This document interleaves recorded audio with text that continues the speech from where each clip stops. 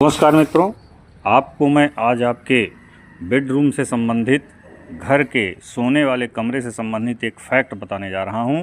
विशेष ध्यान से देखिएगा। हम लोग अक्सर अपने घर के बाहर जब जाते हैं तो अपने बेड बिस्तर को बाकायदे बिछा कर सेट कर कर निकलते हैं, यानी चद्दर अच्छी से लगी हो, तकिया अच्छे से लगी हो और हम लोग घर के बाहर निकल जाते हैं। ऐसा कभी भी मित्रों नहीं करना चाहिए।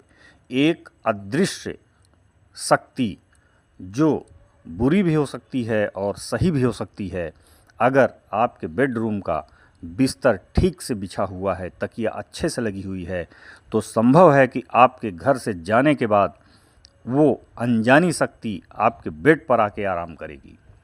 ऐसा कभी नहीं करना चाहिए। कभी भी आप घर से बाहर निकलें तो अपने बिस्तर और बिछौने को समेट कर निकलें या उसके अव्यवस्थित करके निकलें। उसको एक दूसरे के ऊपर चढ़ा दें या हटा दें। कभी भी बेड और बिस्तर को बिछा कर घर से बाहर नहीं जाना चाहिए मित्रों, अन्यथा बुरी शक्तियां आके आपके बेड पर आराम करेंगी और आपके आने के बाद कहीं न कहीं आपके शरीर के, आपके ऊर्जा के साथ वो खिलवाड़ करेंगी और आप आए दिन बीमार रहेंगे।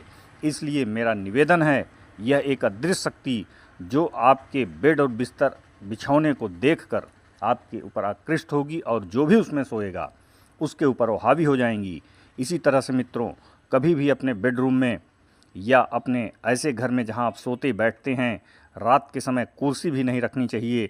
कोई भी चीज़ अपने सोने के अलावा कोई भी चीज़ व्यवस्थित नहीं होनी चाहिए। न कुर्सी, न टेबल, न सोफ़ा, नहीं कोई न कोई व्यक्ति आकर उस पर बैठेगा, दृश्य आत्मा आके बैठेगी और आपके जीवन को नर्क बना देगी।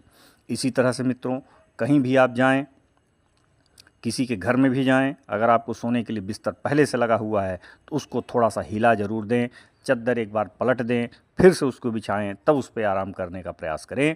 नहीं तो इस तरह की शक्तियां आपके जीवन में घुस जाएंगी और आपके जीवन को कठिन बना देंगी।